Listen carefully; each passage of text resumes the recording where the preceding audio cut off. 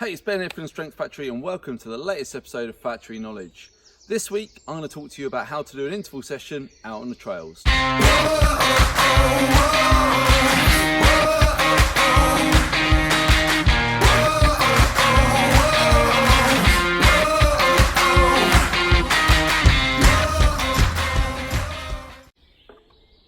We all know what interval training is and that it's a really great and highly effective way of improving your speed and fitness on the bike. Now, whilst you can do them indoors or on the road bike, a lot of you either don't have that available or you just don't want to, so you want to do it out here on the trails. And I'm going to tell you how to do that today. First of all then, it's super important to have a plan when you come out. Don't just come out and make it up as you go along, because you're probably not going to achieve what you want. So what are you trying to achieve? Are you trying to achieve that high end, like 30-second to 2-minute kind of VO2 max work?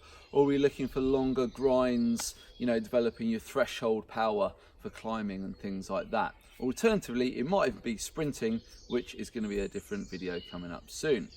So, first things first, before you get started, you need to get warmed up. And that's going to start off with like steady riding to the trails or just doing an easy lap just to gradually bring that heart rate up. You may also want to do some movement-based warm-up as well and some mobility, and I'm going to link you to a video for how to do that at the end. The session that I'm going to show you now is going to be a really simple session to develop your VO2 max, okay, your high-end aerobic fitness. Now, I've come here to like a pretty steady, wide, fire road type climb. It's nice and quiet and should be a nice, safe place to train hard. Now, I'm going to do 5 1-minute efforts with 2 minutes recovery in between each one. Now, this is where a lot of people go wrong, especially those of you who are super motivated racer types, you know who you are, is you go too hard on the first interval, absolutely blow up, and then you don't finish the whole session, or the rest of the intervals are total junk. It's better to just pace that first one, figure out where you're at for the day, and then you build them up, okay, until that final, 5th and final interval, we're absolutely gonna max out, okay, and really try and hit max heart rate. So first one coming up, I've done a bit of a warm up, heart rate's up, and I'm gonna go for 1 minute. I've got my Garmin set up properly so that I can see clearly what I'm doing, and as soon as I start, I'm gonna hit that lap button, and then it's gonna make it really easy when I'm blowing at the top to keep track of my both my heart rate and also how long the interval's been. So remember, I'm gonna go for 1 minute, aiming for zone 5, and looking for about, 8 or 9 out of 10 for difficulty on this first interval.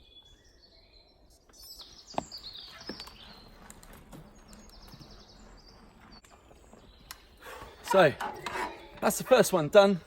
At the top of the hill, I press my lap button again, and the hill I've got here worked out 55 seconds, so it is what it is. It's roughly a minute. I've done the work, and now, because I've used the lap button, this lap on my computer is now going to count to 2 minutes where I'm recovering. If I wasn't talking to you, I'd be riding around steady, and then I'm going to go again using that lap button for the climb to do that 1 minute interval. Now, as you may know, heart rate lags behind your effort. So as I go off like sprinting up there, my heart rate lags behind. And so really your heart rate is only effective for the second half of these intervals. When you get to 30 seconds, if you're pacing it well, it should settle down and let you know you're roughly in the right area. So the first part of the interval needs to be done by feel using RPE, okay, rate of perceived exertion, so that you get that right intensity going forwards. So just coming up now for my 2 minute recovery ending. And this one, I'm going to go a bit harder. So I want to build through these intervals. Lap button, go. Number 2 was definitely a bit harder. Got the heart rate about 4 beats per minute higher by the top. And for me, that's quite a lot because my heart rate, I run quite low. And then I got to hill slightly quicker as well. Now I'm on my 2 minutes, again using my lap button, and I'm going to go again. Now I think that second interval I just did is probably about right. So that's what I'm going to try and hit now for the 3rd and 4th intervals. And then for the 5th one, it's going to be minging. I'm going to empty the tank. Okay, here it is. Final one. This is, you know, this is where the magic happens. This is where that mental toughness kicks in. And don't forget that interval training, as much as it's about your heart, your lungs and your legs, it's about this as well. The best athletes are good at pushing themselves very, very hard where other people slack off and give up. It takes time. Just work on that toughness by not giving up and keeping on pushing. Right, last effort.